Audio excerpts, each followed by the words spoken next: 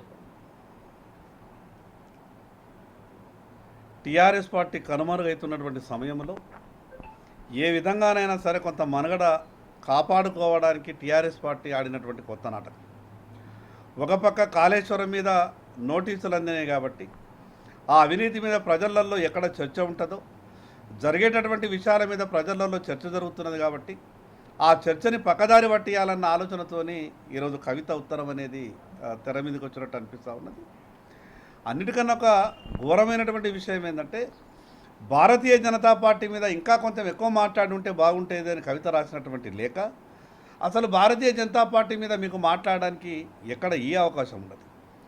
ఈరోజు నరేంద్ర మోడీ గారి నాయకత్వంలో ప్రపంచానికే నాయకత్వం వహించే దిశగా భారతదేశం ప్రయాణం కొనసాగిస్తే, ఇంత గొప్పగా అభివృద్ధి కార్యక్రమం దేశం మొత్తం మీద జరుగుతూ ఉంటే, ఎక్కడో ఉన్నటువంటి దేశ ఆర్థిక పరిస్థితి 11వ స్థానం నుంచి 5వ స్థానంకి వచ్చి రేపు అతి తొందరలోనే 3వ స్థానానికి పోతూ ప్రపంచంలో అతిపెద్ద ఆర్థిక వ్యవస్థగా నిలబడుతున్నటువంటి భారతదేశం గురించి, ఇంత గొప్పగా పరిపాలన అందిస్తున్నటువంటి నరేంద్ర మోడీ గారి గురించి, భారతీయ జనతా పార్టీ గురించి అసలు టీఆర్ఎస్ పార్టీకి మాట్లాడడానికి ఎక్కడ కూడా అవకాశం లేదు.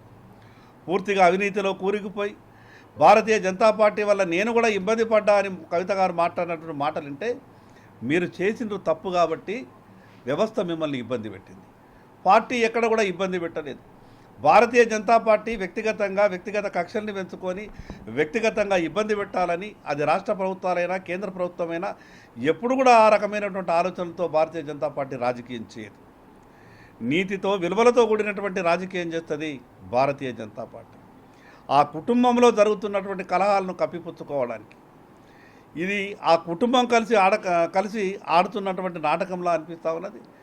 ఏది ఏమైనా టీఆర్ఎస్ పార్టీ అనేది భవిష్యత్తులో ఉండేటటువంటి అవకాశాలు కనిపిస్తలేదు. అదేవిధంగా ఉన్నటువంటి అధికారంలో ఉన్నటువంటి కాంగ్రెస్ పార్టీ ప్రజలు ఎట్లా కూడా ఆ పార్టీని ఏ రకంగా ఆ పార్టీకి బుద్ధి చెప్పాలనో ఆ రకంగా బుద్ధి చెప్పడానికి సిద్ధమైంది. అసలు ఆచరణకు సాధ్యం కానటువంటి హామీలు ఇచ్చే అధికారంలో ఉన్నటువంటి కాంగ్రెస్ పార్టీ 10 ఏళ్ళు రాష్ట్రాన్ని పరిపాలించి ఆర్థిక వ్యవస్థను చిన్నాభిన్నం చేసి రాష్ట్రాన్ని అధోగతి పాలు చేసినటువంటి టీఆర్ఎస్ పార్టీ, ఆ 2 రాజకీయ పార్టీల గురించి కూడా తెలంగాణ ప్రజలు ఇప్పుడు చీకొడుతున్నారు. అందుకే ఈ టీఆర్ఎస్ పార్టీ మీద ఉన్నటువంటి ఇక అంతరించిపోతున్నటువంటి పార్టీ అని అందరూ అనుకుంటున్నటువంటి సమయంలో ఏదో ఒక ఉత్తరాల ద్వారా ప్రజల లోపల చర్చ పెట్టాలనుకుంటున్నారు. ఆ ఉత్తరం సారాంశమే ఆ రకంగా ఉన్నట్టు మాకు అనిపిస్తుంది.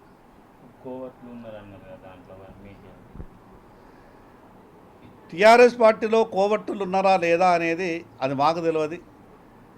మరి కోవట్టులు అనేది ఏ రకంగా ఉన్నారో వాళ్ళే పేర్లతో సహా బయట చెప్పాలా.